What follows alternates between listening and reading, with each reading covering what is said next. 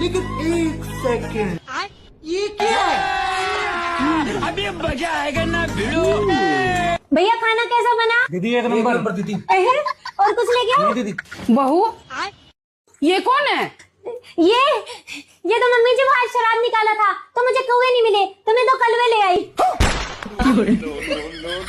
पर श्राद्ध किसका निकाला है तूने? मम्मी जी आपका।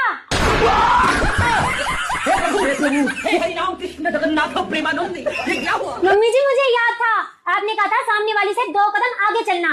मम्मी जी आज उसने अपनी सास का श्राद्ध निकाला, उसने सिर्फ हलवा बनाया, मैंने 2 मिठाई बनाई, हलवा और रसगुल्ला। उसने 1 कौवा जमाया, मैंने 2 कौवे जमाए।